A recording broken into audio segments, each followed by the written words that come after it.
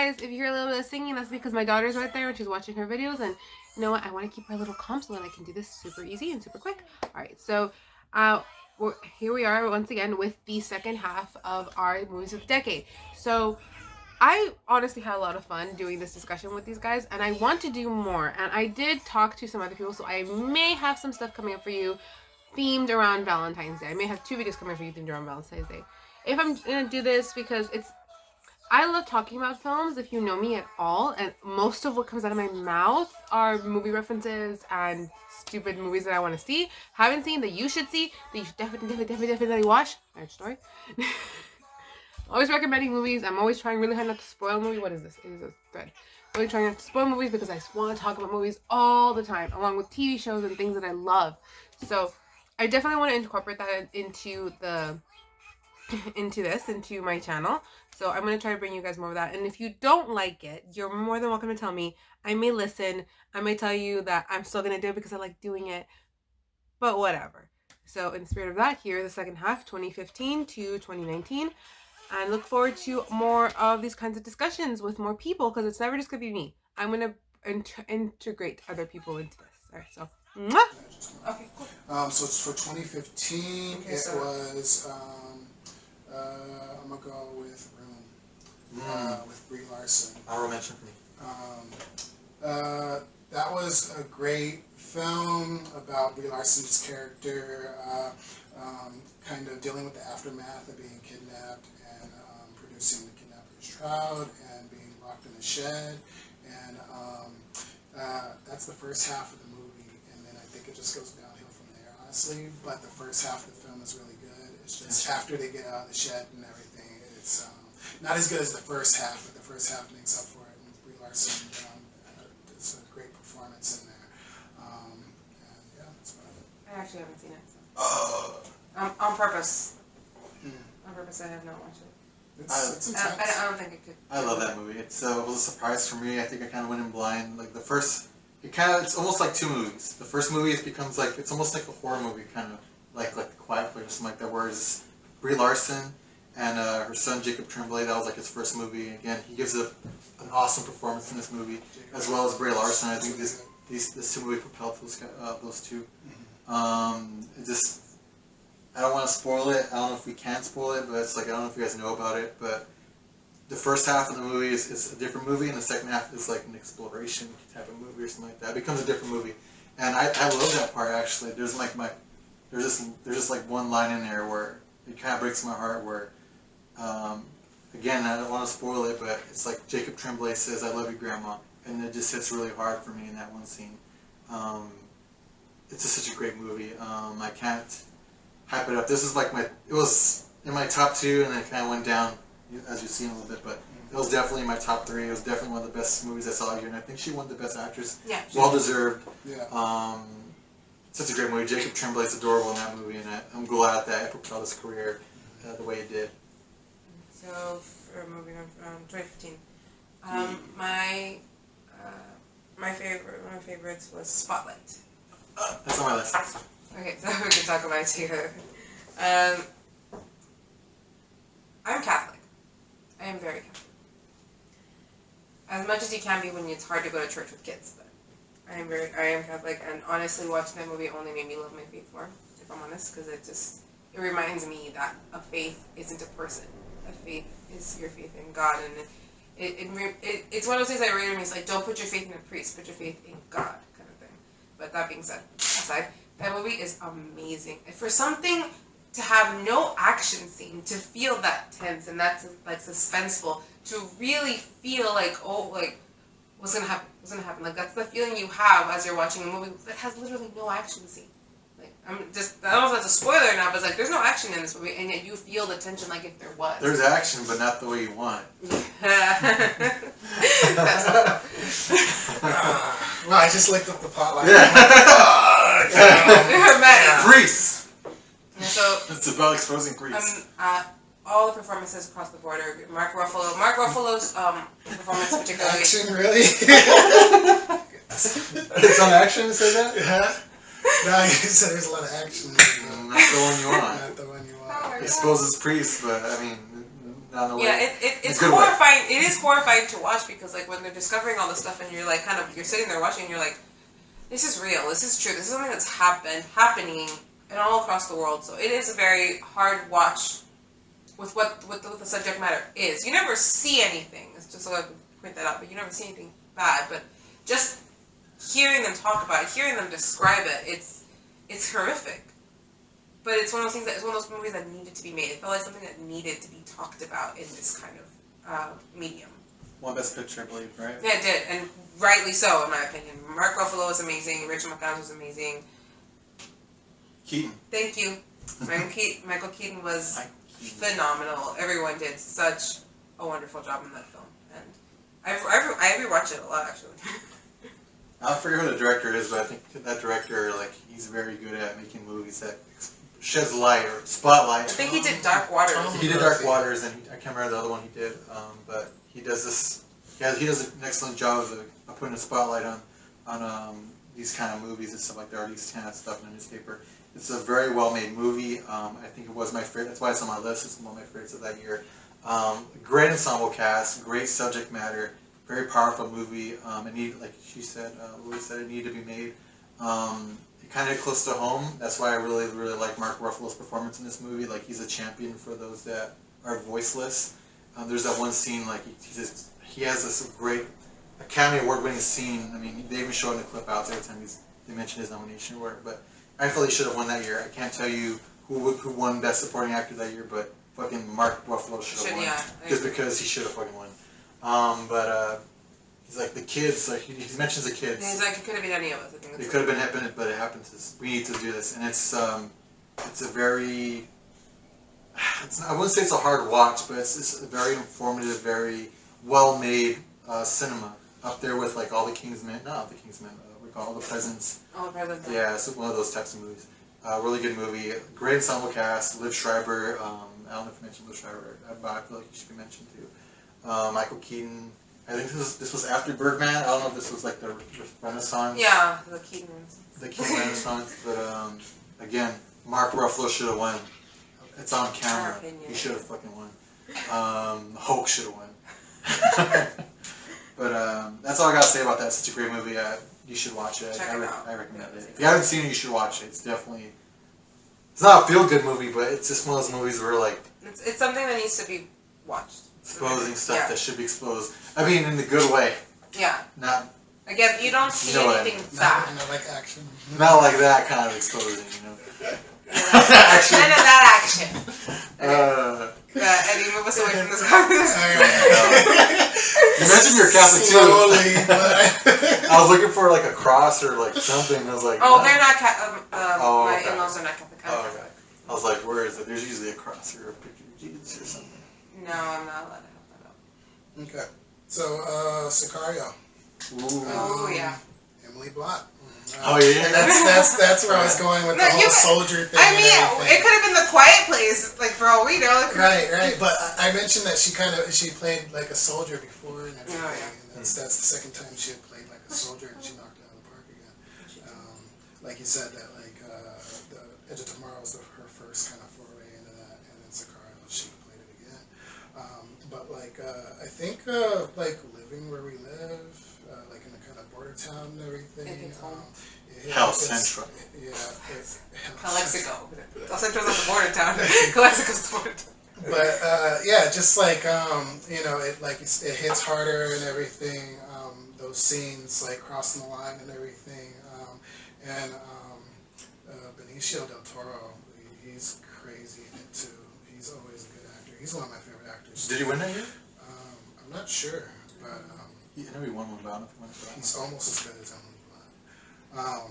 But that was a great film though, and just like even down to like the more like the scenes where they're in the home and stuff like that. It's a lot like the stuff we'd see around here and everything. It doesn't like it takes place in Juarez, I think, right? Yeah, so like the water is crossing. Juarez. I'm Mexican if anyone didn't know. Don't say. I don't know if I look Mexican. I don't know if I look Mexican. It's a very good film though. Yeah, definitely. And haven't seen the second I saw the second Really? one. The second one was pretty It's good. not as good. It's not as good, but it's pretty good. one. Okay. Is it enough for something Probably good? because Enigma wasn't. Yeah. Yeah. Um, That might have why you didn't watch it. That's probably why I haven't seen it yet. Oh. Yeah, I agree with you. The movie was really good. My family and a lot of friends that work at the border, so it is kind of like it is close to home, and they do a really good job portraying just kind of what the process is, how it's happened. For anyone who's hearing it, I don't know if you can catch like that music. That's my kids. So if they're coming, they run in and out. I got kids. Who knew? So, but yeah, I loved Emily Blunt's performance in this. I feel like she brought like a lot of the heart to the film because the other two, they're like trained. Very cold. They don't give a fuck. They're there to do the job, do it well. She's kind of like the newcomer, seeing this for the first time, so you get to see a lot of it through her eyes. And so for people who aren't exposed to what it's like in these border towns and these crossings, like it's very impactful, eye-opening. She represents the audience, I feel, in this movie. Yeah. Like you said, this was also my top 3. So this was definitely like at the rest of the list. So I'm glad someone got it on their list. But Emily Blunt's great in this movie. I feel like Benicio del Toro steals the movie. His arc is amazing, and I think he's probably one of the best characters, cinema-wise, or captured on cinema within this decade, I believe. You're talking about morally character. I forgot you're talking about characters with moral. Yeah, he's definitely up there. Him and Josh Brolin, again, who's going through his little renaissance at the time too, I believe. Just getting ready. I love the director too, or I don't know if he's a director or the writer, but he kind of has a trilogy. It was this one, Wind River, and I can't remember the other one, but. Is it on there? No. Yeah, I was tempted to put that on my list too, but again, got kind of pushed out. Also not a hard one. I should have put it on my list. Dennis Dennis, he's a good actor. Dennis Villeneuve. It's a dude, right? Yeah. Looks like Yeah. Denise, but it's Dennis. Dennis directed Blade Runner 2049. No, So I guess it's the writer, then the writer, then Oh, he did like he's the trilogy. doing the new Dune movie. We'll see. But Okay, so- I'm glad it's on someone's list. Sicario was like in my top 3. Oh, sorry. So my second pick for 2015 is actually Brooklyn. I don't know if you guys have seen that movie. What's your Sharon? Yes, I love it. I adored this movie. Again, Brandon forcing me to watch the movie. I adored it. It is like I'm not a sappy person at this point in my life. I am not big on romance movies. I don't like a romance movie that's plain and only romance. Like I hate The Notebook. Like freaking hate that movie.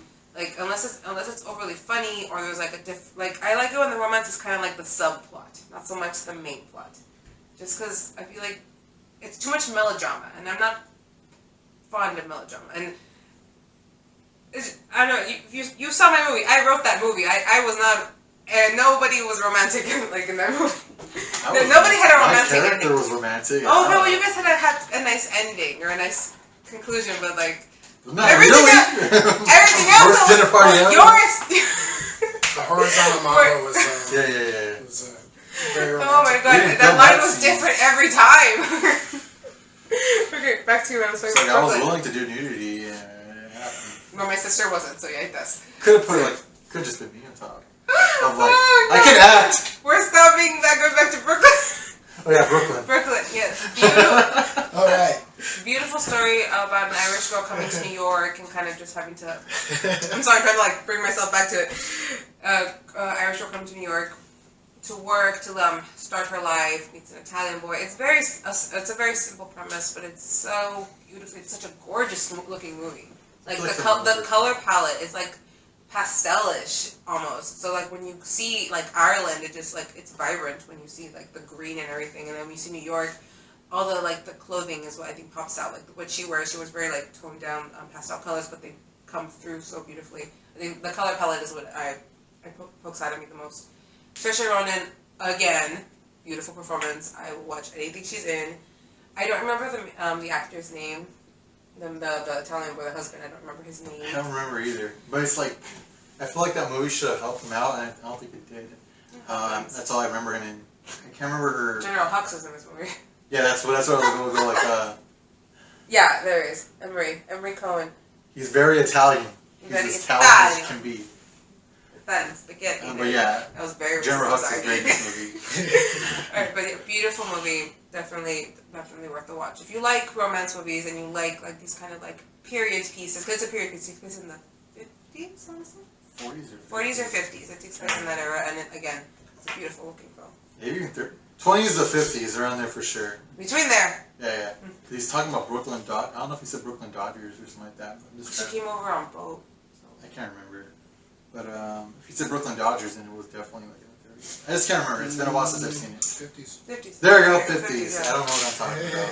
I was right. I enjoyed it. I feel like it's a mother-daughter movie. Because I watched it and I was like, I feel like I should be emoting, but I'm not. But I acknowledge that I should be really sad at this point. Because it's about a mother and a daughter. Yeah, and there's a lot of that.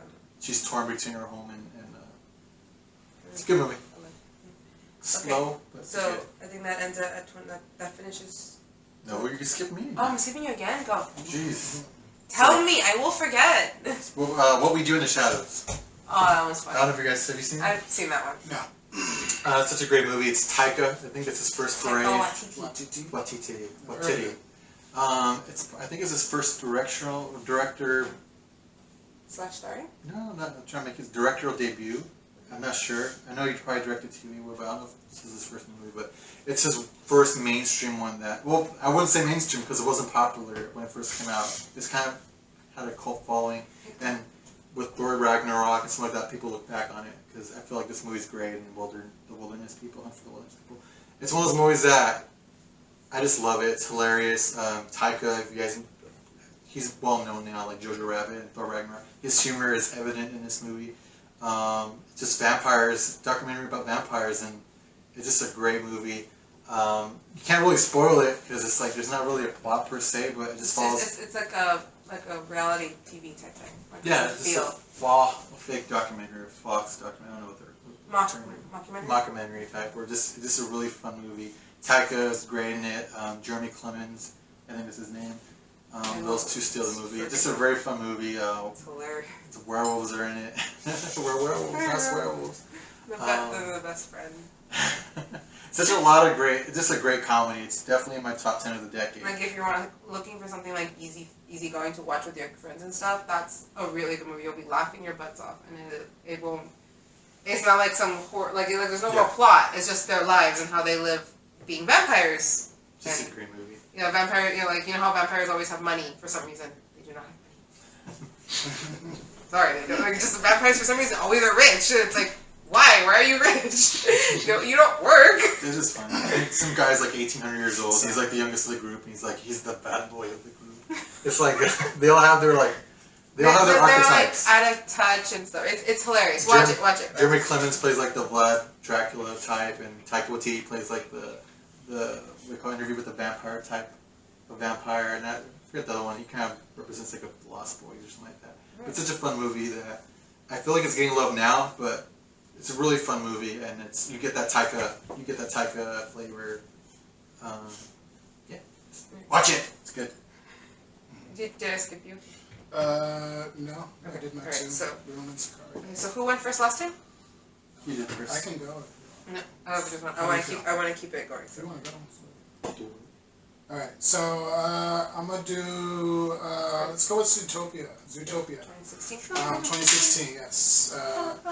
Yeah, you guys know what Zootopia is. I feel like I don't have to explain, but there's so much subtext in the movie and everything.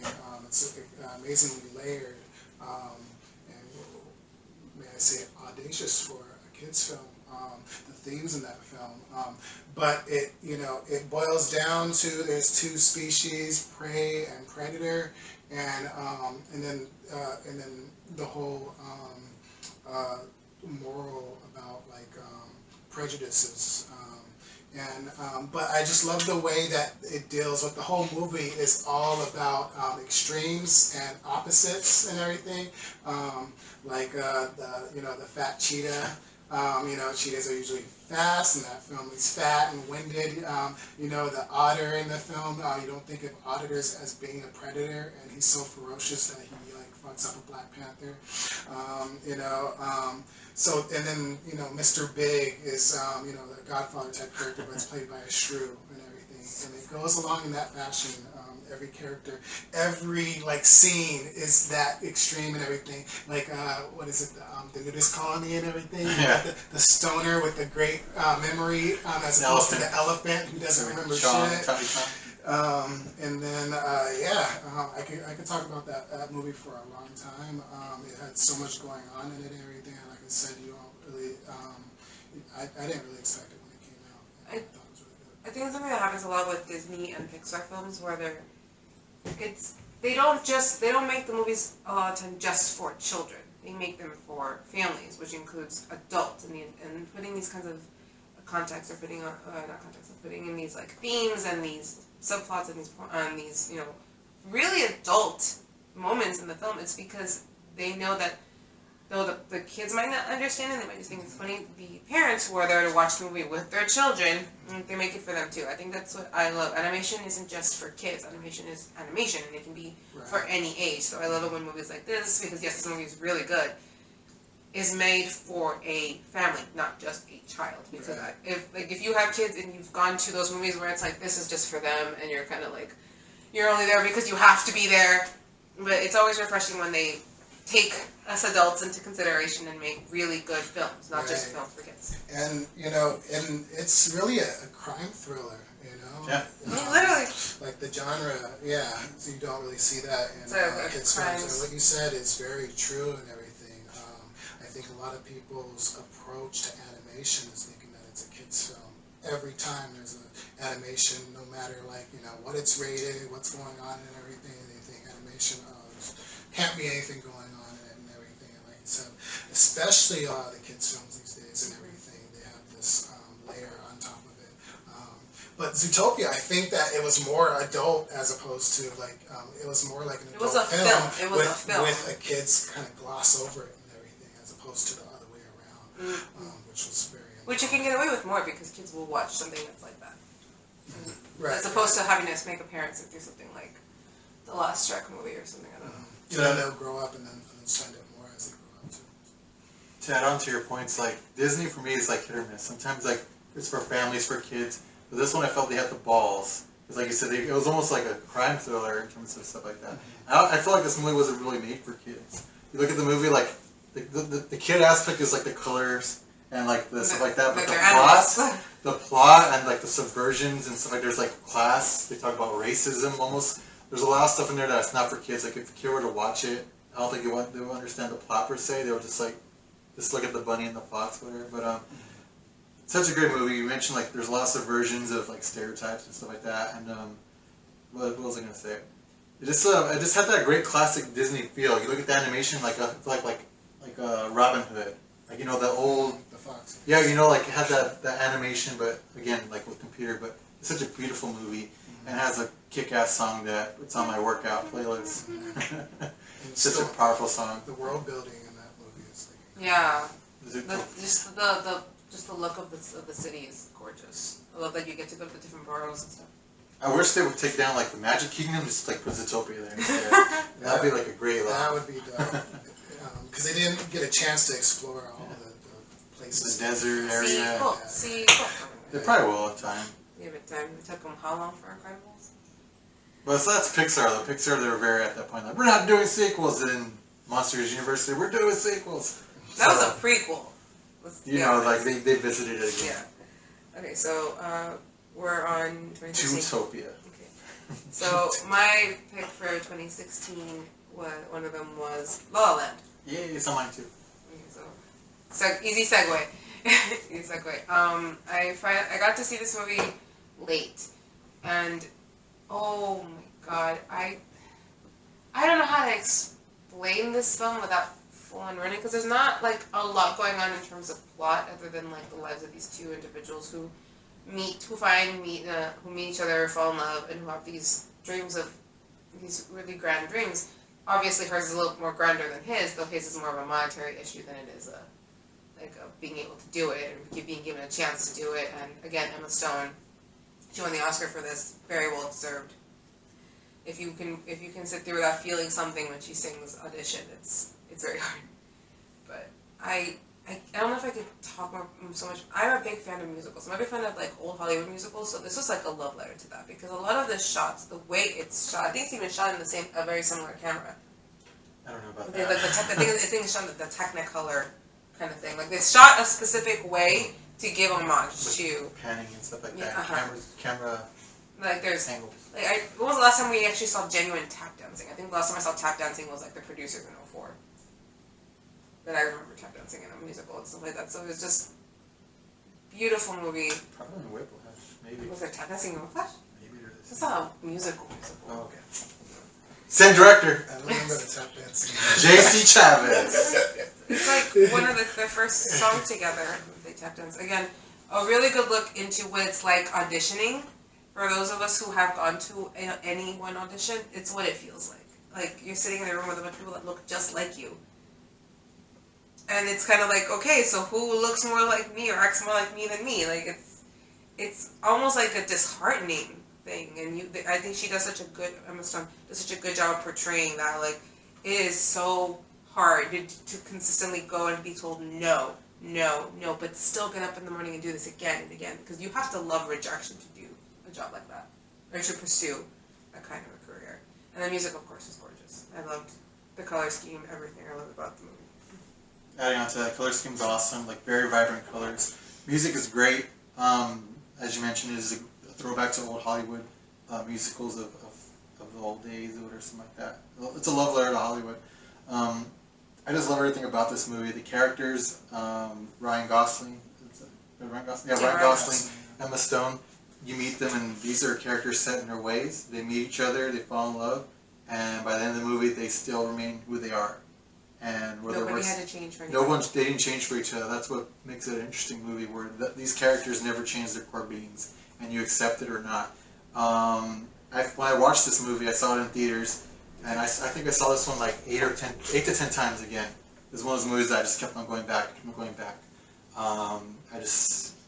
Maybe because of my lady friend at the time, like it hit close to home with heartbreak and stuff like that. So beautiful movie. There's a great observatory shot.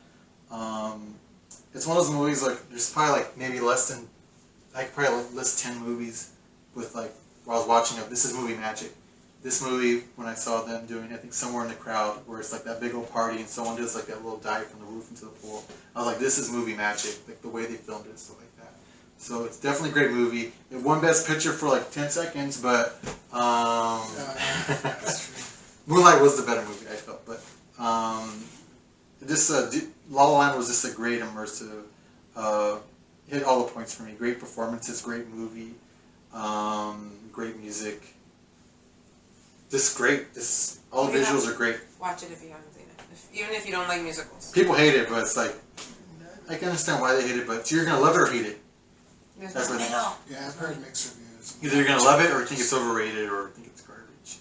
I can see why for both, but I enjoy it. Right. Your second pick? My second pick was Train to Busan, another Korean film, a zombie film. A very creative and original approach to a zombie film. What kind of took it over the top for me was the ending. The ending was very memorable for me, and with that said, I don't want to spoil the film. I could spoil the film, I just don't want to spoil the film. No, we won't. It's like super good. It's on Netflix, I think. So. Yeah, it's on Netflix. Yeah. Watch it. Like honestly, even like it's subtitled, but trust me that you will not care. You will not care. And also, those who watch anime, it's like whatever. Right. Like we understand the subtitles. But the story's pretty good too. Yes. Oh my god. It's a zombie film. Yeah. I don't know if you mentioned the zombie film, but it's a zombie film. I don't know if that's a spoiler. It's not. Every time people tell me about it, it's like, it's a zombie film. Yeah. It's a zombie film. There's zombies on trains. And it's so good. Alright. Yeah, that's it. Okay, so my second pick is Deadpool. And we're finally in superheroes. 2016? 2016, Deadpool. Okay. So, I remember when this movie got announced. Remember they had like leaked footage that got, leaked, whatever. It gave us the movie and I'm grateful for that. I didn't hate Wolverine Origins, okay? I didn't hate that movie. I didn't understand why everybody hated it. And I didn't understand why everyone hated Deadpool because I actually didn't really know anything about Deadpool at the time. So I didn't know, I was like, Ryan Reynolds, he's hot, he's got swords, what does it matter? Everyone hated him in that movie and I never understood why until I saw this movie and I was like, oh, now I get it. Right. That I can't imagine having known that beforehand and watching Origins and being like, what the fuck did they do to my favorite character? Like, to this amazing character. So I'm so happy that movie got made. It is friggin' hilarious. It is a breath of fresh air in an already, like, at this point, very jam-packed superhero era. Like, it was literally a breath of fresh air because you could breathe. Because it wasn't something meant for children. Because as much as I love Marvel, I adore Marvel, the MCU. They have to run the line of being for kids because Disney, because it's the more wholesome, even though there's a lot of dramatic stuff in there, but it is the more wholesome of the superhero genres. DC, I'm not even gonna talk about DCU, but Deadpool was like, don't give a shit, we're making the Deadpool movie, and it was amazing. It was hilarious. It was really well done. I loved the action, and it was on a low budget. All right, so like that's something to really like think about. Yeah. Take it away. Yeah, so Deadpool, like I said, like she said, Wolverine Origins, when I saw what they did to the character and everything, it was a travesty, and I was like, so this is, it was very, there was a redemption for the character when they came out with this film and everything. But I think the best part about the film is that it had a lot of heart in it too. The kind of the relationship between him and his love interest was very Vanessa. Vanessa. I don't think people were expecting that. Everything. I think that's what took it for the. I wasn't expecting a lot of things I saw in that movie. And Ryan Reynolds was made for the character, and I'm glad that they're going to continue the franchise for the third one. Disney and I'm everything. worried. So we'll see how that I'm goes and worried. everything. Leave it out. I like the movie. I didn't hate Wolverine Origins. I didn't really get upset what they did with Deadpool because I feel like they were setting his character up and it didn't pay off. Like that's why the one thing he's known for is talking, and they sew him up. And at the end, he kind of like it was still stupid, but I feel like they were setting it up for a sequel down the line, but it didn't work out. But this movie, like Ryan Reynolds was great in it. My only problem with the movie is like people are like, this is the ideal Deadpool. He wasn't the ideal Deadpool. Like he got maybe like 70% of the character down. There are some aspects of the character that I would still like to see, especially the multiple personalities that he has and a lot of the fourth wall breaks. Like there's a lot of stuff I would like to see, but for like someone said, it was a redemption that it's well done. He was great in it. Ajax, I forgot what his name was. Francis. I mean, just like a lot of layered humor in that, where he's asking people where Francis is, and no one knows who's Francis. They only know him as Ajax, so they're calling him like. That's why he's not getting his answer. There's a lot of humor in that. Vanessa was great. Have you seen this, Matt? T.J. Miller was great in it too. T.J. Miller. It's like I guess he's not popular right now, but I enjoyed Deadpool for it. I don't know if we can knock the movie. I don't think that's what we're doing, but I will say like maybe half the movie is great. The other half is very bogged down with flashbacks and stuff like that. You can knock the movie. I like knocking movies. Okay, we can do that because I was like, this is my favorite movie. Like this is why it's wrong. You're allowed your opinion, Manny. But it's like I feel like we're talking about our favorites, and I want to be like, your movie's choices. Movie's shite. I like deconstructing my favorite films too. I do that a lot. I feel like I think it's fun for us to kind of like. Right, I'll give you like one big bad point. Okay, when I watched the movie, like first time I saw it was okay, but when I rewatch it, I skip a lot of it because I don't like the part where he's like he's being experimented on. There's that little. I just fast forward it because I don't really care for that stuff. It's like a lot of chunk of the movie that's not needed, I believe. It starts off really good and then it slows down immensely. I like that part of the film because it kind of gave him. Well, one, it's like a nod to the Project X or whatever, and then also it makes you feel bad for him for the first time in the film and everything. He's just like this asshole through the whole movie and everything. And then when he's getting tortured and everything, you're like, oh fuck! Like, could you imagine being in that situation tortured in that way? Well, not cut it completely, but I feel like you felt like it maybe was they drawn placed it out earlier or where it was, but you would get Colossus, which is the best on-screen Colossus we get. We get like this great scene, and then it bogs down like super slow, where he's like, I'm like, okay. That's why I always skip it. Like the whole part with Francis, where he like gets burned and stuff like that, it's like I skip it. Okay. For the most No, part. that's fine. That is, you're entitled to your. It's my favorite. bosses. I think your second one is next. Manchester by the Sea. I don't know if that's guys. I don't know if it's on your list. If you guys have seen it. I have seen it, and I'm never watching it again. But it has it's not exactly a feel-good movie or something like that. But it's one of those movies. Is it because of the controversy with it, or just? I like can't watch when they pull them out. Oh, there you go. Okay, I know what you're talking about. But I guess we can spoil it because if you're not going to see it, you're not going to see it at this point. It's a very great character study on Casey Affleck's character. He acts like a certain way. He kind of acts like a dick, and then you kind of find out why he acts like that. And it's very heartbreaking. He has like two very heartbreaking scenes that I feel like he deserved the Oscar for it. There's that scene where he's at the police station and he's about to kill him. Spoilers? It's like, dude, can we get spoiled? I'll spoil it. I don't give a fuck. I haven't seen it, but I don't care. Okay, so there's this scene where he's. I've seen it. I've seen it.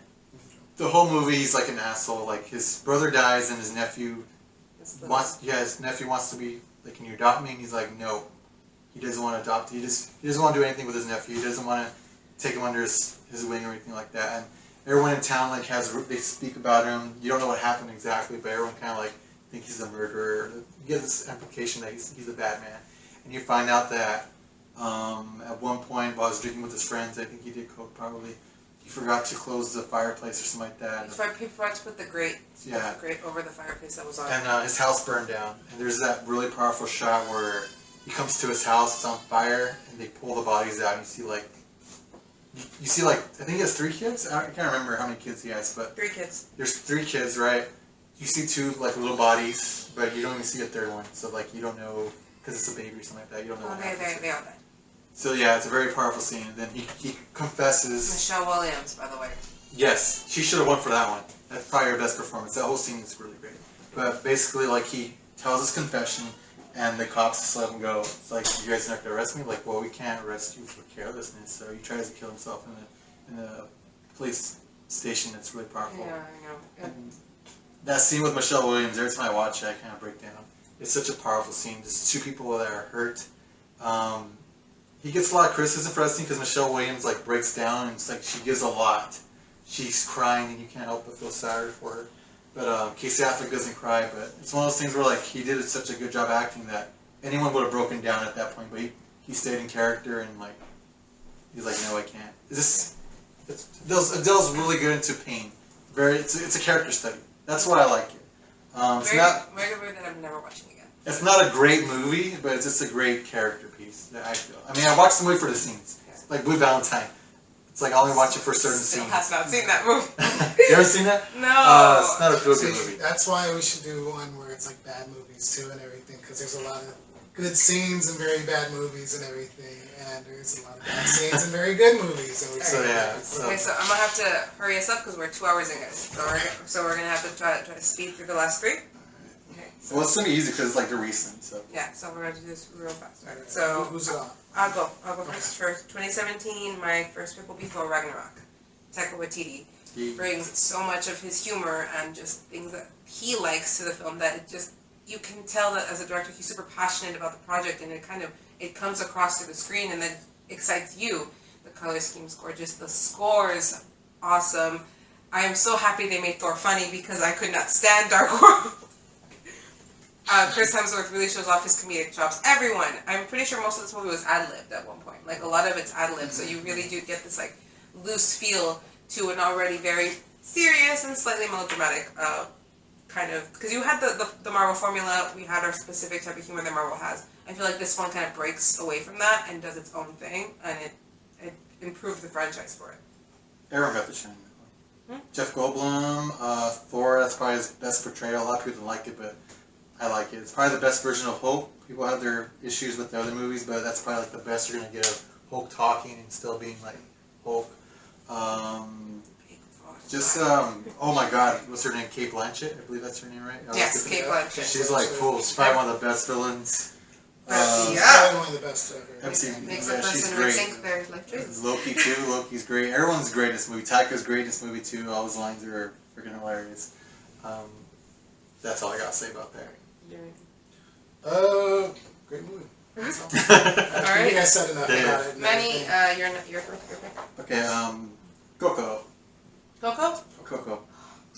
list on your guys' list, but It's not. it's like, you know, when Black Panther came out, a lot of people like were like, "That's our movie." I feel like this is like the Mexican version of like, "That's our movie," because it's like representation matters, and Disney did a good job, or Pixar did a good job of really like putting the culture, the Mexican culture, like it was just a great movie. Just like it's hard to get into it because I can talk about it for hours, but it's just a very beautiful movie, very emotional, very.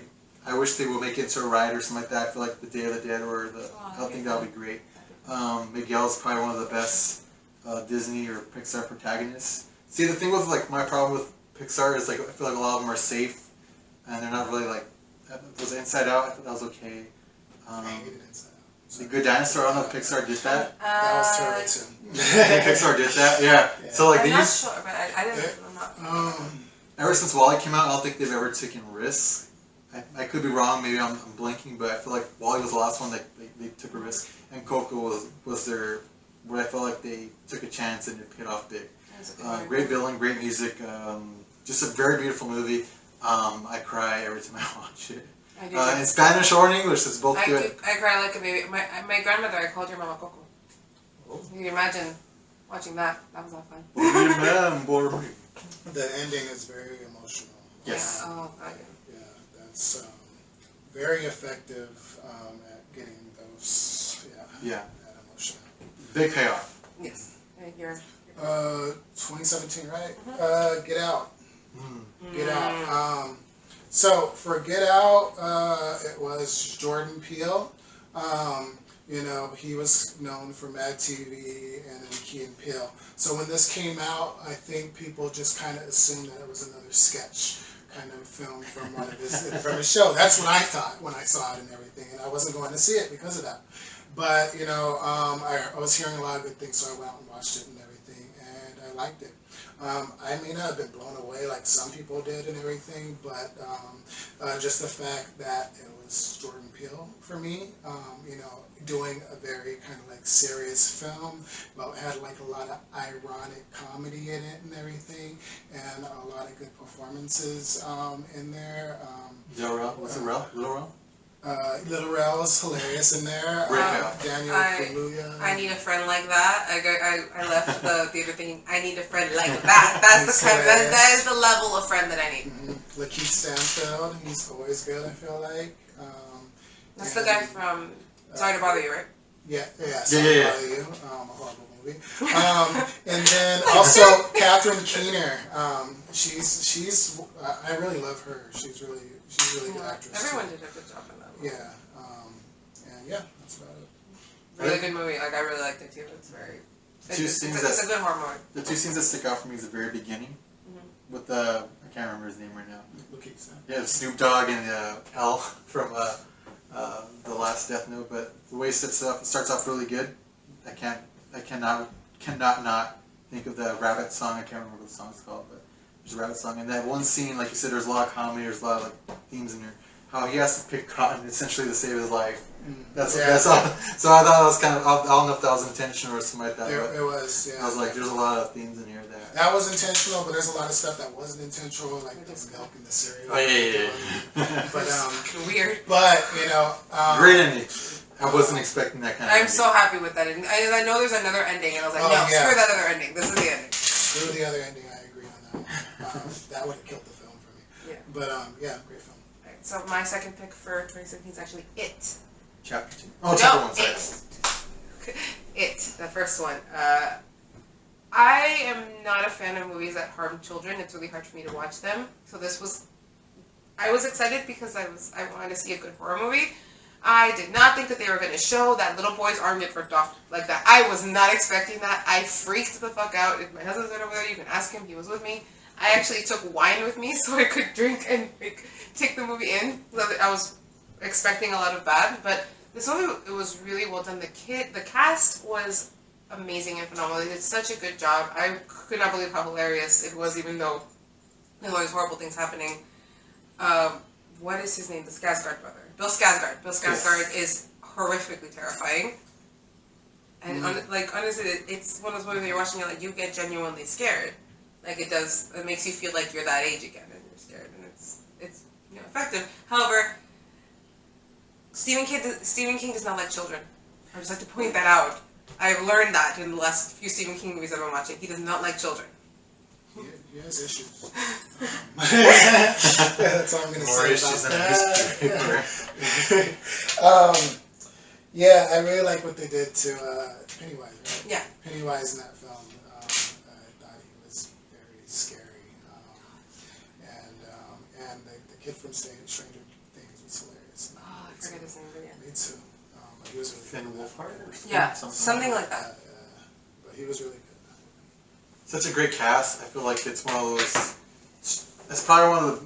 I would say it's this generation's Goonies. Again, I mentioned it earlier, but it's like it's hard to explain what they captured. It felt like an '80s type kind of movie. Well, it takes place in the '80s. Yeah, but great cast. That's why you see these freaking kids in every freaking movies now. You see like Wolf Finhartler and everything, and yeah, Bill Skarsgård, as you mentioned. I feel like he did a better job than Tim Curry. Tim Curry, he did a great job, but he was very limited. Tim Curry could only just stand still or something like that. This guy was very immersive. He was he leaped about. He had more to do. I mean, I don't know if it's because of CGI, but he still did a lot more, I felt. No, I agree. He was more scary. In fact, that scene with Georgie at the very beginning of the movie is very creepy in the fact that how easily he can entice children. Because he's very welcoming, he's very friendly, and then but there's something off about him. Great performance. I would say this is. I wish it ended there. It was such a good movie that I haven't seen the second one yet. Okay, I would say they improved on the Stephen King. They were more. I mean, they took some liberties, but it was more. I think that they suffered from having a bigger budget. Possibly. I mean, yeah. There's no spider. Pennywise was perfect in this movie. The second one, I thought he wasn't. Yes, Huh? yes. There's a giant spider. But he was great. But the spider was great. No, the spider was good. It was great. There is a giant spider. They did There's a no good job with turtle. I'm I'll gonna let you know. say- There's no turtle. Anyway, I like the little touches that they did on the film and everything, like in the library with the ladies staring at them and everything. That was creepy. And what was the other one? Oh yeah, the TV and everything. No, there's a lot in that movie that's kind of it's very there's little moments that just terrify the heck out of you. love stuff like that. Manny, your second pick? For 2017. Yes. Baby Driver. Oh, good movie. Baby Driver. That's also my top 10 of the decade. I saw that movie and I was blown away. It's Edgar Wright again, and again, like I said, I'm on his. I didn't know that Edgar Wright directed Scott Pilgrim until you said that. He did. That's why it's so good.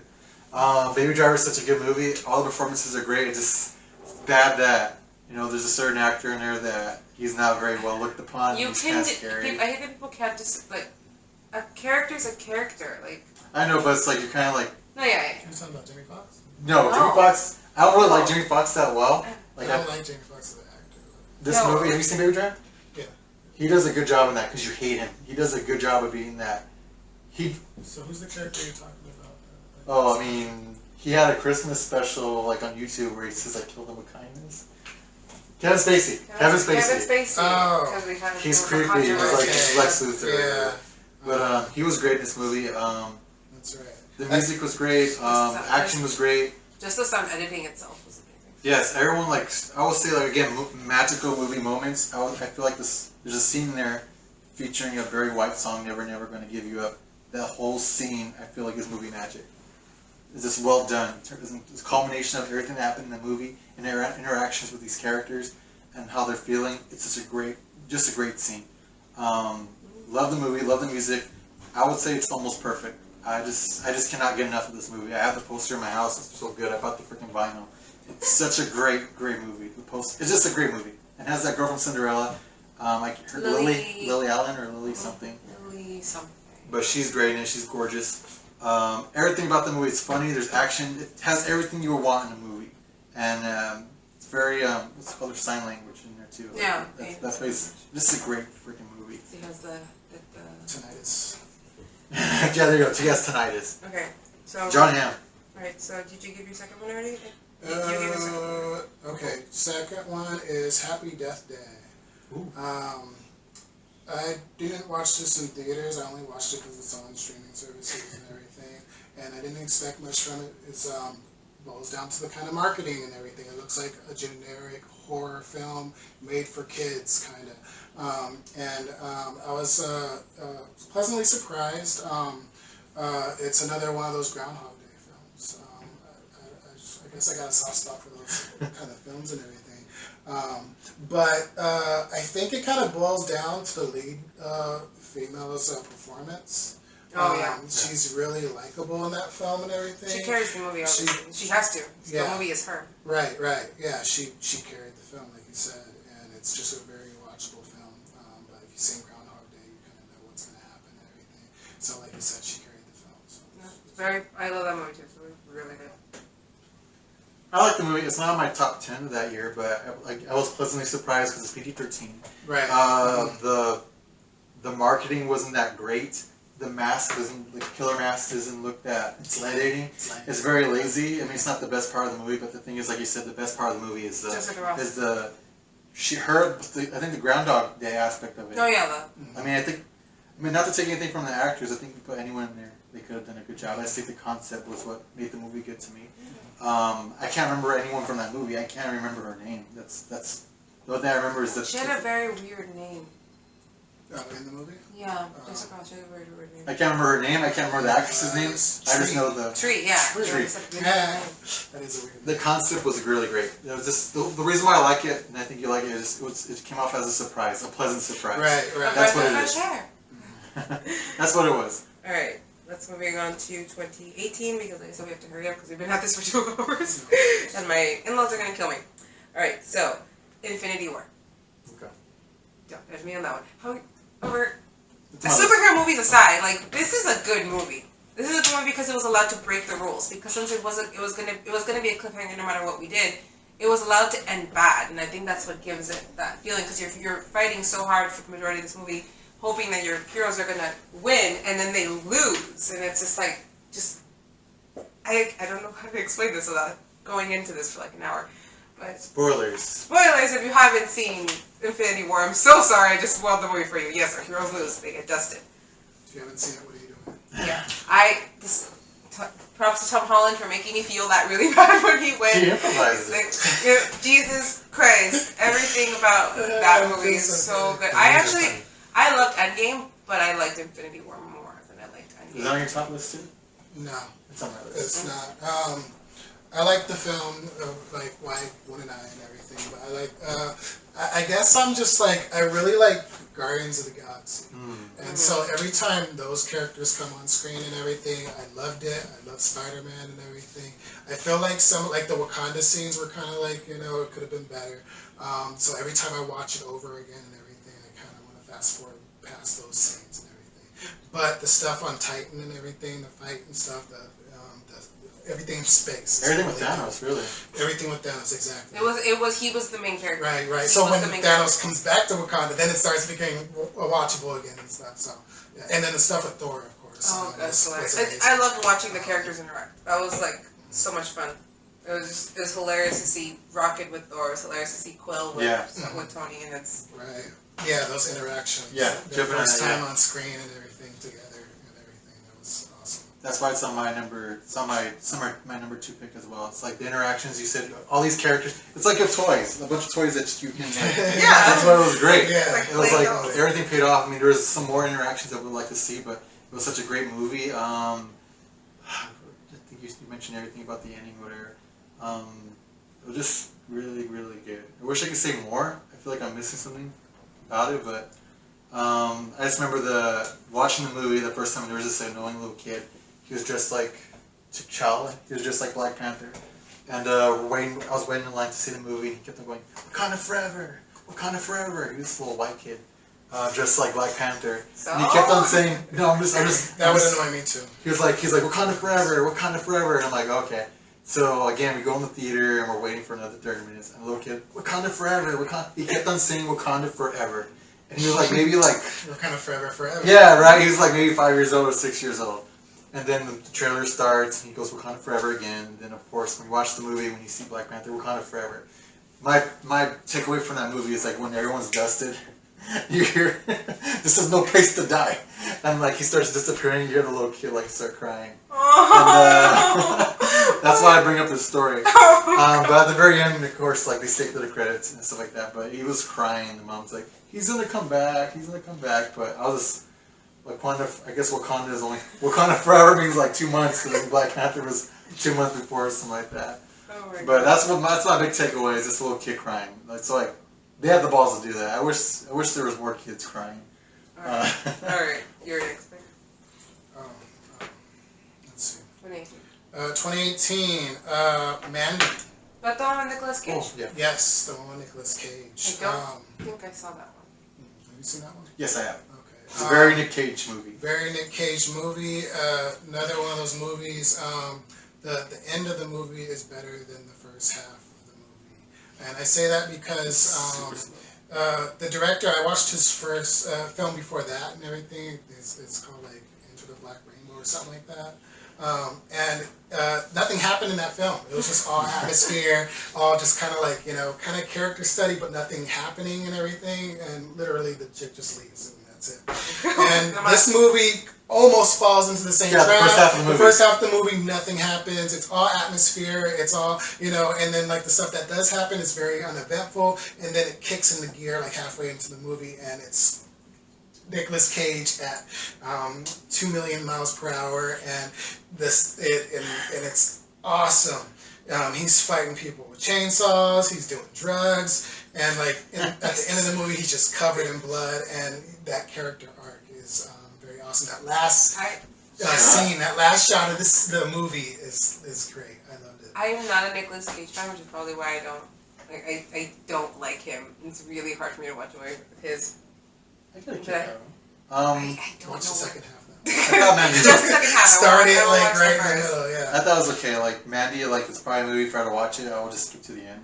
I was watching it like this is really dragging because nothing It's happens. long. Nothing It's really long, happens.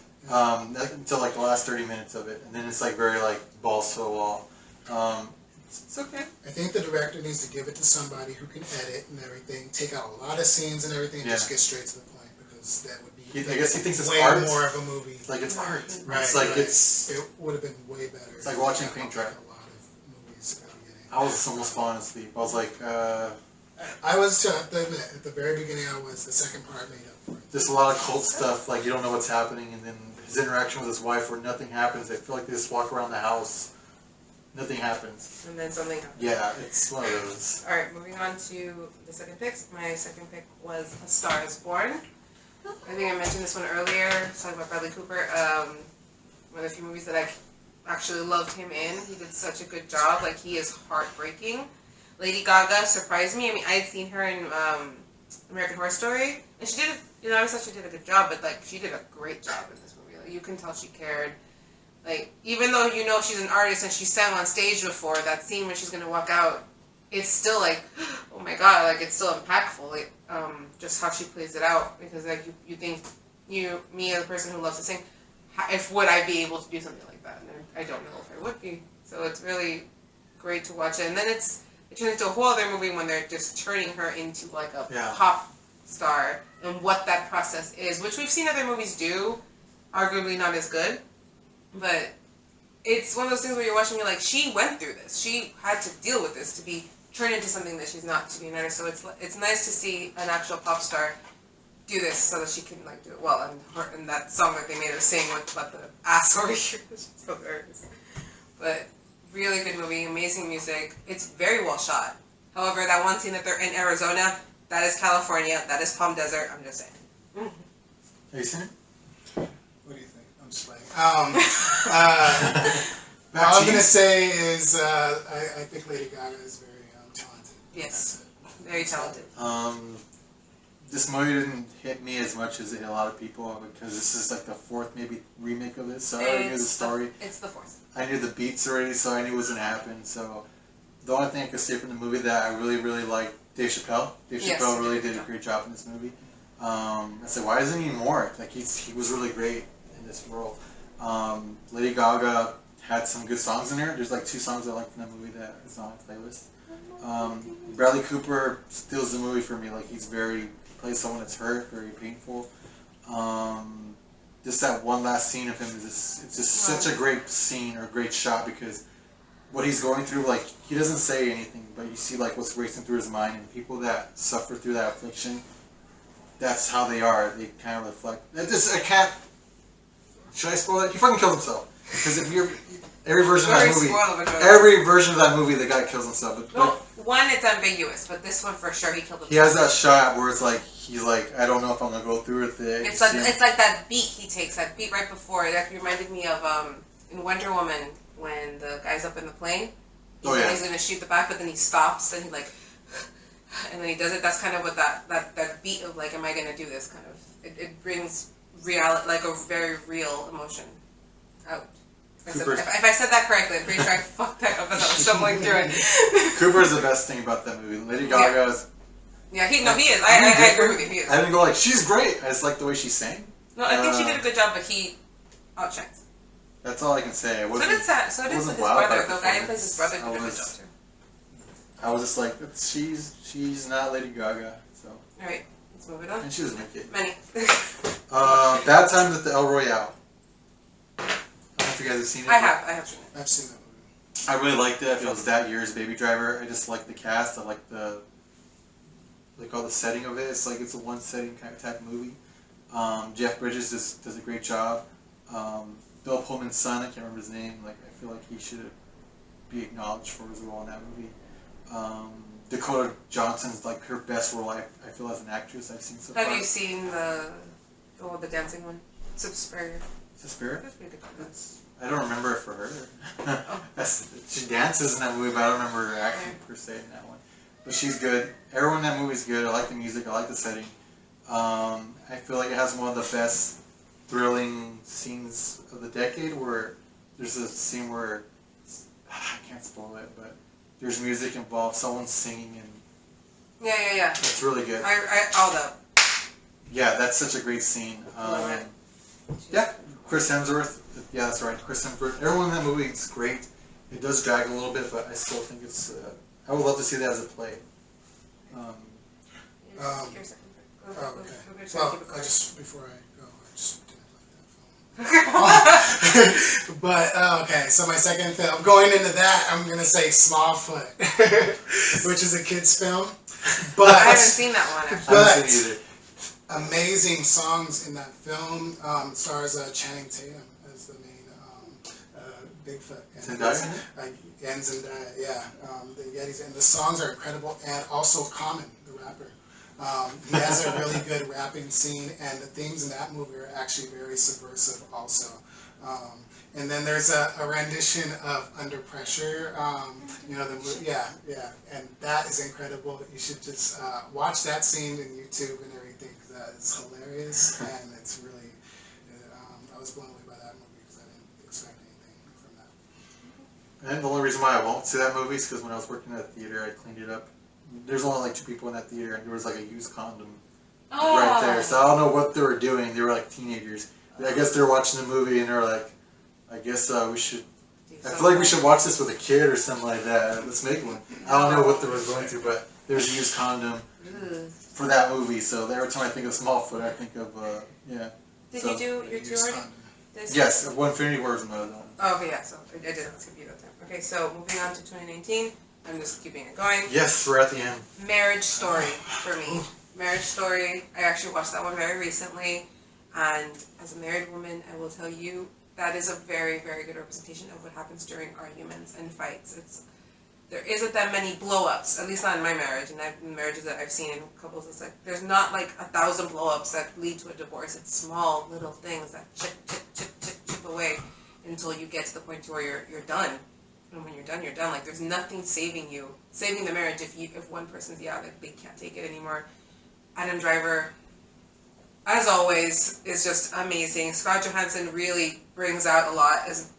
Again, with being more of a subtle performance, they give the right amount of build to lead to the argument that they get into. And I have no idea if that was scripted or if they told me to ad-lib. But my goodness, it hit so close to home because like I've been in that fight. I've had this kind of argument. I've been there, like, where the way she's reacting, I've had that reaction, the way he's reacting, it's like, I've cried in anger, too. Like, you really feel for them because you feel like you've been there. So I think the Noah Bachman, the director. Yeah, Noah Bachman. He's known for these kinds of like more like slice of life films, and it's just, to me, this was amazing. Like, it was so good, and I think people would benefit, like married couples would benefit from seeing like, this is what happens when you divorce. Like, this is what you're not dealing with the problem does. This is what it leads to. When I saw it, I sent a clip to Austin. This is that one scene that highlights Adam Driver's performance. I think you know what I mean. It's the one where like, I hope you die or whatever that It's scene. like every day. I hope you go on a car crash. I sent it to Austin, and I was like, makes you want to redo a year and a month again, right? Like, you know, like, and he's like, I haven't seen the movie, and I'm like, you don't see anything, Austin.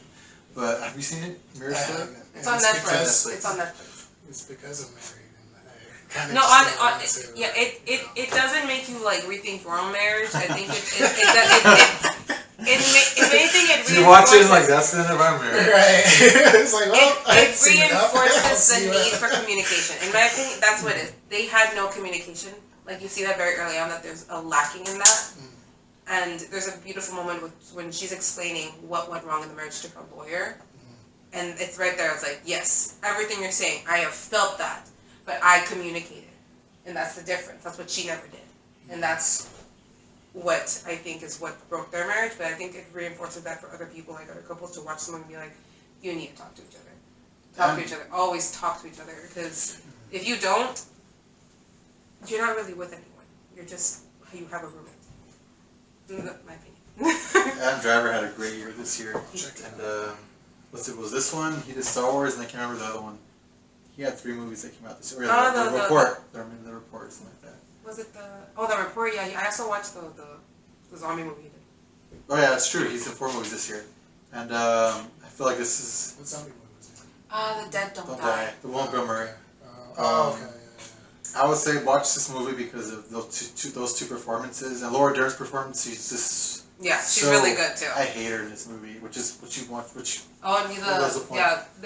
shows you what a divorce proceeding looks like, and it's pretty ugly. Yeah, I would say it's not a great movie per se. It's just like it's a great character. I will only watch it again for the scenes. Adam Driver does a great job in that one scene where he breaks down, and just his character in general, like he doesn't show his emotions. He doesn't show you what he's feeling. Just that one scene where he slices his arm, right?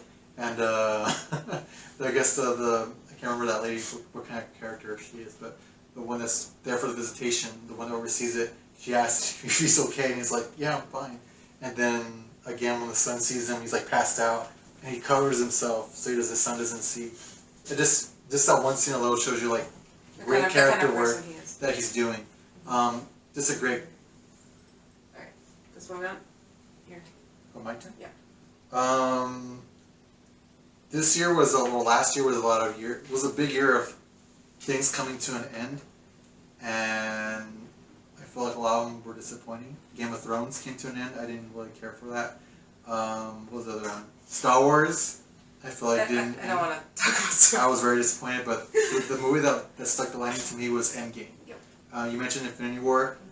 This one, like I think I like Infinity War better because there's more action. There's a lot more going on. This one's more like a. It's an aftermath movie. Yeah, it's like a lot of talking, a lot of. It's hard to explain what it is exactly until like the last 30 or 40 minutes, but it's such a great movie about relationships, character growth. Just the last 40 minutes alone was like it's what puts this movie on my list. It's probably one of the best things you're ever gonna see in a comic book movie. It's just a big payoff. It just everything paid off for this one scene. I don't know if we can talk spoilers. I don't know if you've seen it. Oh yeah.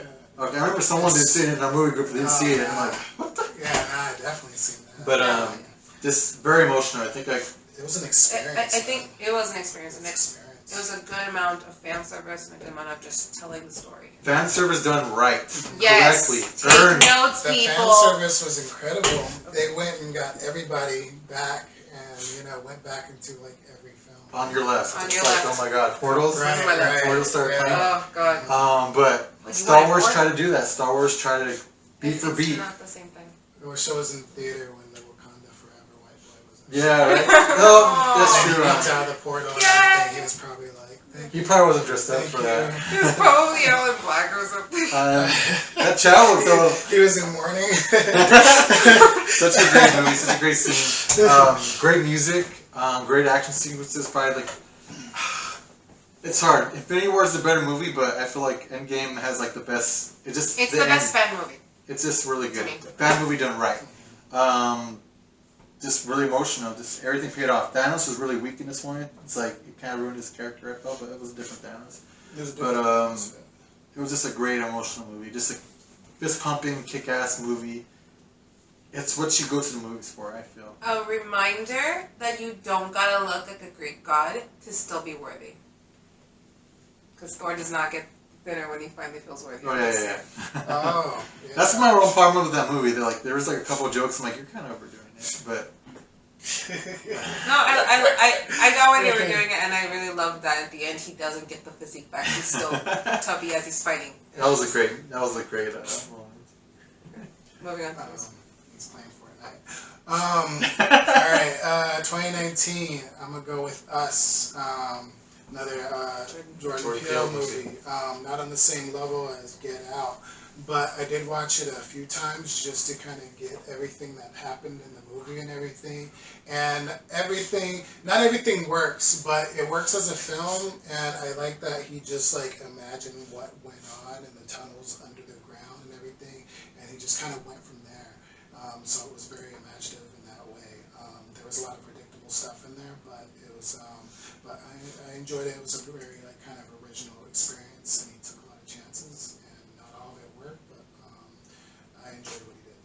I liked the movie. I didn't like it as much as Get Out, yeah, but I mean they're not the same movie. Just because the same director does not make it a continuation of something else. I always try to pull apart films like that. Like I don't, even though they have the same director, don't think that you're gonna get like a continuation of something. But I liked it. I had my issues with it just because I was like, okay, well, just practical things like how they get the scissors, how they all get matching outfits, like that shit. But that's not. But you realize as you're watching it the second time, that's not what's important. What's important is basically what they're telling you, like what's happening on screen, what the characters are saying, what they're feeling. That's what's important. I can't talk. Okay, Manny. That sounds okay. I like the score a lot. I think I didn't see it in theaters. I saw it like when it showed up on HBO like a couple of weeks ago. But I saw the trailer for it and I kind of basically figured it out. And I talked to people about it and I told them like, is this what happens? And they told me, yeah, that's what happens. So I kind of figured out the twist or most of the plot already. So when I saw it, I just enjoyed it for what it was. It was just an okay movie for me. The score really stuck out. I think I was talking to you earlier before the thing, like, it's one of those movies, like, you sit there and you enjoy it, but the more you think about it, it's like, it doesn't really hold up. There's a lot of stuff that doesn't make sense, like you mentioned, like, how they all have that stuff. It was just okay, but I will say, like, the Lupita Nyong'o. her last name, right? I feel like she probably gave one of the best performances of the year, and it's a shame that she won't get nominated. That's what makes the movie for me. Her performance is really great. She puts two performances in there, and it's too bad she won't get nominated. I don't think she will. I mean, Toni Collette was nominated for Hereditary, and that was probably the best performance. She was really good in that. I don't think she's going to get nominated, which is a shame. That's the only thing I will say is what us got going for is a strong performance by Lupita, and the score.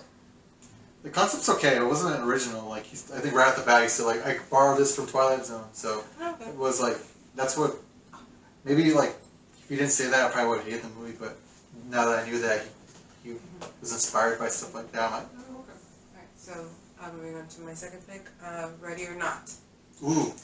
I really liked Ready or Not. I know a lot of people didn't. I did see some things on people that they thought it was like overdone or they thought it was ridiculous, but I loved the fact that it was ridiculous. I loved that actor. So I remember I saw her first in Babysitter and loved her in that, but she shines in this movie. This movie is so much fun. Like it's a very different take on the game horror movie genre because we've had like Truth or Dare and we've had hide and seek. I think this is technically hide and seek, right? That's what this is. Yeah. It's hide and seek. Yeah. They call it Ready or Not. Ready or Not, but it's hide and seek. It's what it is, and it's simple premise. A girl's hiding, and if they find her, they kill her. Like, The game, not the movie. Yeah. No, I haven't seen the movie. So. no, it's a really. If you haven't seen it, watch it. It's one of those. I'm not gonna watch it. It's one of those good movies you can watch like with friends, or you can watch by yourself. I love horror movies, and this was so much fun because it's funny, it's exciting, and it's a good premise. It's like either don't get caught, or die. What more do you need? And in a wedding dress, of all things. I love this movie. It was definitely in my top 10 this year. I was lucky enough to see it early, and I went in blind. It was such a great movie. Discount Margot Robbie is what I feel like they're going for. Yeah, because she a lot of looks people, like her. That's why a lot of people didn't like it. I feel like if that was Margot Robbie, and they did that thing where it's That's like what I thought it was discount Margot Robbie. I mean, not to take anything from her. I mean, I thought she was great from Ash vs. Evil Dead. I never saw The Babysitter, but such a great movie, great concept, just fun, great performances. Has like probably one of my favorite songs of the year. They made it specifically for this movie. It's like a hide and seek song. Such a great. If I were to compare it to any other movie, it's like You're Next, which I also loved, and Cabin in the Woods. Oh, Just a really great. It's that kind of fun. This is a great horror movie. It's original. I won't say it's original, but It's a more original it's script than we've been getting. one of the best of the year, I feel. Definitely my top 10 this year, maybe my top 5. I had a really good time watching this movie, and I feel sorry for people that don't like it. So it's just fun. All right, Manny, your second pick and last pick. My last pick is Joker. Does anyone have Joker on their list? No. Honorable mention. Okay. I don't want to get too much into it because I was working on. Yeah, these are newer. Yeah, it's like a 10-page essay on this movie, so it's like it's kind of hard to break it down. But what I love about this movie is even if you don't care for the comics or if you like the comics, it should satisfy you either way. I'm a big comic fan. I follow the Joker and stuff like that, and all of his origins or lack of origins and so forth. So whether if you're a fan or not, it should appeal to you. So even if you're not, I think that's one of the warnings they said, like, well, if you're a comic fan, I feel like he was perfectly. I mean, the way they end the movie, it's like you can interpret it any way you want, which makes him the perfect Joker for me. I would say he's probably the best Joker, even over Heath Ledger. He carries the whole movie. It's just there's not one there's probably a couple, but most of the movie he's in frame. I don't want to say I relate to the character because there's a lot of people that like I relate to him, but there's some aspects I can understand why his character did that. I don't know if that's Joaquin Phoenix like putting himself into the role, but there are times where like when I want to stretch, I do stretch like that before I do stuff like that. He does it more monstrous, like the Elephant Man. I do like dance to music or something like that, but there's a lot of stuff. And I do write my jokes down in a book, like there are my thoughts in a book.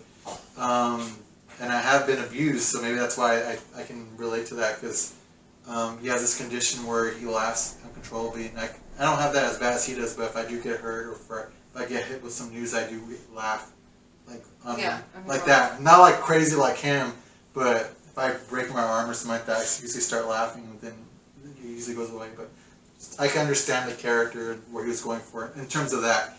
But if you watch the movie, though, I feel he's lying, so it doesn't really matter. So, such a great movie, such a beautiful movie. DC does a really good job with their movies, like beautiful. The Tint, great movie, great score, great performance.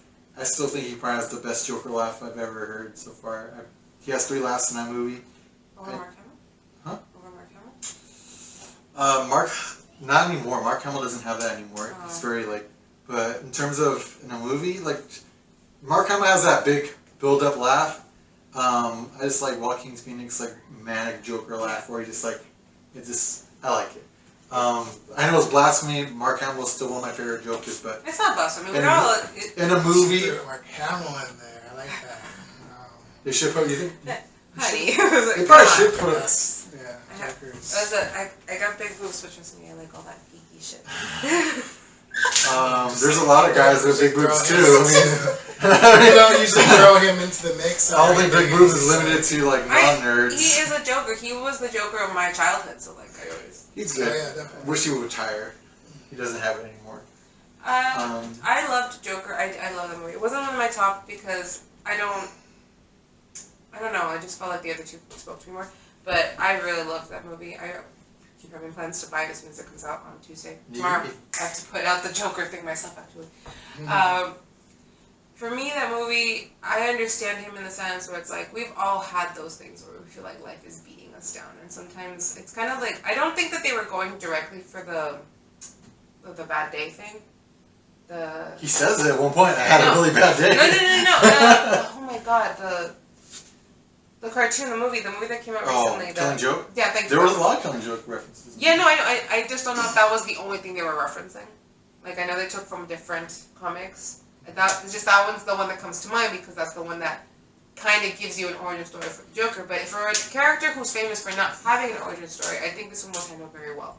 because it does leave it very ambiguous. So was it all in his head? Did it really happen? Like, it doesn't give you like a definitive answer, and you kind of need that for a character like the Joker, because the Joker, the whole point is that he just exists, and it's not, there's no reason, but at the same time giving him this kind of reason in the story that they gave him, it gives him more layers and makes you rethink other things, like other properties, like other comics, other cartoons, other movies. It makes you rethink them because you're viewing it through a different lens, and adding that extra layer to a character, it's what we're here for. It's what we love in movies, and that's why we love to talk about movies, because we get to talk and theorize, and it was theater fuel, like theory fuel. Theory fuel. That's what I was. I would like to see that one early too.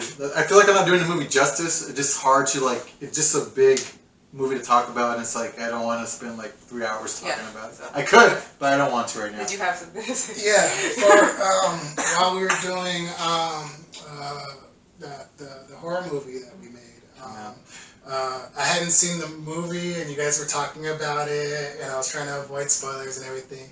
And I eventually saw the movie, and I liked it, and it's because of Joaquin Phoenix's performance. However, I am going to be nitpicky about a few things. I feel like the Batman stuff was kind of shoehorned in. I didn't feel like Joker. It was the Joker. I thought it was his own kind of character, and from that standpoint, it really worked. But like as a Batman film, I feel like that's kind of, it remains to be seen in a way, you know, like in a sequel or something where it connects it to like the Batman mythology. And then also some of the stuff thematically, like the reveal at the end and the twist and everything wasn't so much, it wasn't very surprising, the twist, and they kind of like used like the reveal was the same as like kind of like Fight Club when they did it and everything, and I thought that it would have been stronger if they didn't go in that direction with it. And then I like the ambiguous ending also. I guess overall I enjoyed the film. That was just a few things that stood out to me. You didn't like the Bruce Wayne part? I liked the Bruce Wayne part, but I feel like there could have been stronger connections to the Batman films. If I didn't think the whole movie was a lie, because I figured it was a lie because they showed there's a lot of stuff that's inconsistent, and they show the same woman 3 times, which is really weird, especially in the big city. But Thing with the clocks and stuff. yeah. So it's like he sees the same like woman on the train like 2 other times. He sees her outside the hospital, and he sees her like wearing a clown mask. So at that point, it's like this whole movie's a lie. But one of the things I was arguing when I was arguing that was real was that the Wayne thing plays a big part to the. He's not a Fleck. He's not a Wayne. He's just a blank slate. He resorts to the what makes him happy, which is the Joker. That's why I felt like it really tied into character building, stuff like that. And then the fact if he is related to Bruce, I just think it's funny that the boy that couldn't smile now has a reason not to smile, and that's why it's kind of funny to him. There's a lot of stuff there that I kind of went into until I realized he was lying. I mean, that's my interpretation. I feel like he's lying. That's making a Joker. But I had like this whole thing where like I argue for and against it, and it's like I feel like a lot of the stuff that happened didn't really happen. Alright, I'm going to stop you guys because we could talk about Joker forever. let's have a Joker conversation. Yeah, that's a whole other video. We'll dress like clowns. Okay, let's do this because my girls are getting antsy over it. I can hear them wrestling and I'm like... Alright, so your last pick. Oh, like overall? Oh wait. Oh, yeah. Oh, I forgot that there was another one. Yeah. Oh yeah, Parasite. Parasite. I haven't seen it! I haven't seen it, so don't spoil it. I won't spoil it, but it is a really good film. We're going to do that thing again where I say like the beginning of the film is better than the last half. There was 2 moments in the movie where I was laughing out loud. It was so funny, and it was just, and it wasn't like, they told a joke or anything. It was like very like ingrained in the plot and everything, and it was just like, I can't believe they went there. But it's a great film, and that's the second Boom Joon, whatever the director's name is, on the list and everything. What's his first movie? It was Snowpiercer. There you go. Directed. He also directed The Host. That was okay. That was okay. Yeah, great. What's Saoirse Ronan? I'm sorry. Saoirse Ronan. No, the host. No, that's it's a Korean. Another one? It's Okay. It's a monster. Film. Yeah, it's a monster Sorry. film. It's funny 'cause that's the host and this is the parasite. Yeah. But That's true. great film. Check it out. Alright. That is it. I hope you guys stayed with us for the 3 2.5 hours later. Yeah, literally 3 hours later. They asked me like, how long is it? It's gonna take me an hour. I underestimated how much we love to Well, talk it's like about movies. we could have done like my movies are Baby Driver and Coco. What's your movie? I mean, it would have been really short. Right. We could just went right. No, yeah, but I love that we got to. Seeing that we love films and everything, we felt the need to talk about each one. I think next time we do one of these, we need to actually watch the movies because I feel bad. I came in.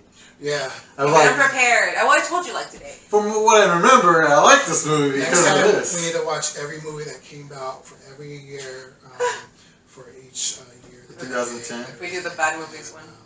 Yeah. Okay, flies everywhere. Alright, well, that was our movies of the decade. I'm going to put a list in the description of all the films that we talked about, so if you guys want to check them out, go ahead and check them out. Let us know what you think. I hope you liked hearing us geek out over movies and not like some and like some. It's whatever the heck you watched this for. It's been like almost 3 hours. I don't even know where I am. Next time, let's talk shit. Next time, let's just talk shit about We it. go over the list. It's like you picked this movie, and I think it's shit. We're being really nice for this one. We kept mentioning we should do a bad film one, so let me know if you guys like We're this. gonna watch Parasite on January 28th, and we'll be like, oh, what are you thinking about that? I am watching Parasite as soon as it comes out. January 28th. And we mentioned it a few times, I think, about doing a bad movies list. So if you guys would like us to do a bad movies list, let us know. If you liked this and you want to see more, please hit that like button and subscribe. Porfies. Hit the bell in the corner there so you can be notified of upcoming videos. It feels weird because I never do this part of the video. I always kind of do Please like leave a comment below and tell us what we're doing. So, once again, my name is Lily. Eddie Moulton. Movie Manny, and you can follow me on Snapchat, Batman1987. You can follow me on Twitter, Batmanny1987. No, sorry, I will put those in the Terrible. description. It's like I'm also a media whore, so. That's why you guys. That's why I got you to come here. Like, there you go. That's how I got this. I do it for the likes. All right, guys. We would do a super chat one That's live. what it's all about. I'm sorry, I'm coughing because I'm so sick. All right, guys. Thank you so much. Hope to see you next time. Something different. I'm lying. That's probably gonna be another cover. All right. Mwah! Bye. Well, I'm not gonna do that, but bye. Mwah. Thank you.